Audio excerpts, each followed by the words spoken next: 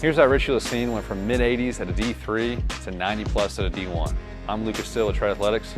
Let's jump into it. So Richie originally signed up for Tread back in January 2022, a few weeks before his freshman season at Division III Lawrence University up in Wisconsin. Richie was averaging about 85 miles an hour on his fastball and run up to 88 on his best day. Richie went on to have a really good freshman year, setting the single season saves record for his D3 and seemed like he was set up to have a really great college career. Unfortunately, hit a few snags along the way, missing the next few years, one due to his appendix bursting and having to get his appendix removed, and one to getting Tommy John. However, Richie never gave up. Richie worked his butt off the entire process, working in the weight room, working from a mobility standpoint, working from a mechanical standpoint, all these factors with the main goal of improving in-game performance, right? Over the 3.5 years that we have worked together, Richie has made a few different trips to Tread. Richie has always been consistently communicating, sending videos, trying things. From a mechanical standpoint, I think there's been a few main things that have improved. So diving into some of the mechanical changes, we got the original video that Richie uploaded in his assessment back in January 2022 on the left here. We got a recent video of him shoving the Northwoods on the right.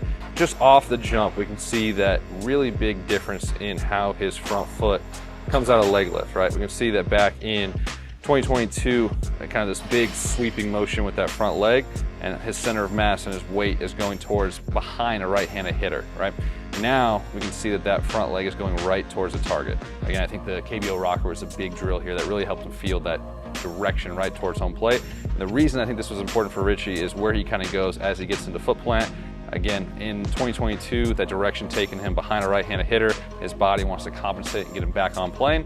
So that super early extension with that torso, as he gets into foot plant, we can see this big extension through that torso, through that T-spine, especially compared to now, where as he gets into foot plant, he's in a much more neutral position, ready to really unload and rotate efficiently and quickly. You can also see as he goes to spiral out here into release, we can draw this little line through his shoulders back in 2022 compared to now, and we can see that that arm is a lot more in plane, a little bit of a lower slot, spiraling out more naturally in plane of rotation. Again, the velocity speaks for itself. So looking at the side view of Richie's mechanics now in a recent video compared to back in 2022, you can see a few big things I think are really impacting the improvements in velocity. So as he goes into leg lift here, take a look at where his torso is, where his center of mass is, where his weight is in relation to his back foot in both of these videos, right?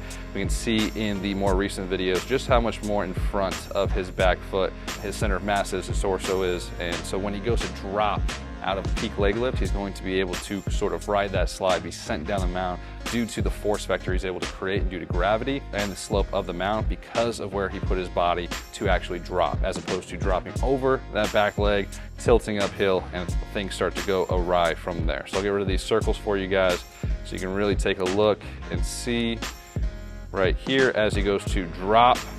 You can see the drastic difference from back in the day, about 42 degrees uphill, and then the recent video, he's closer to that 30-degree mark. So 10 to 12 degrees better with those shoulders, more stacked position, able to ride that momentum down the slope. Then as he gets into foot plant, I think this is where the other big thing from that initial move can be seen.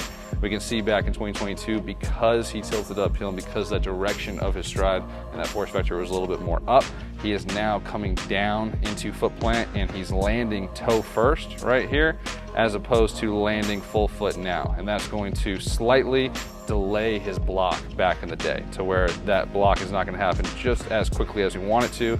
We can see that front foot slides around just a little bit.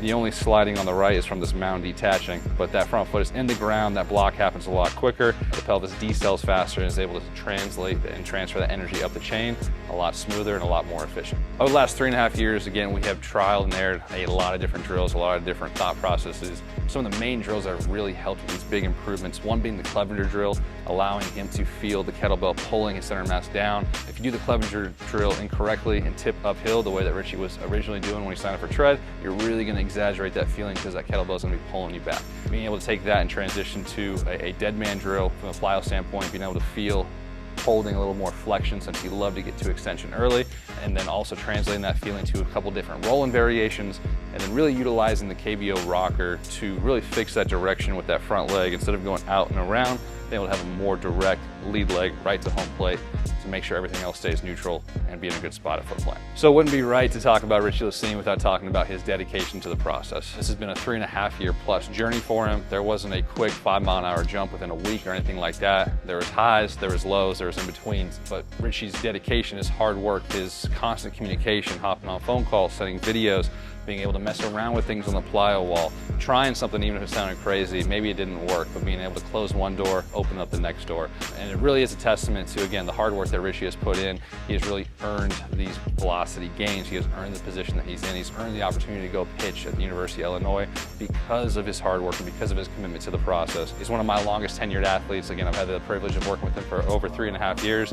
I know a lot of athletes that definitely would have quit when they went through a few things that Richie went through, again, whether that was a Tommy John, whether that was the appendicitis, whether it was not having the kind of season he wanted. Richie's hard work, Richie's dedication, Richie's commitment to the process is the reason where he is now. And if you are a similar athlete that feels stuck in your process, you feel like you're spinning your wheels, you're not really going anywhere, feel free to reach out, click the link below, and let's get to work.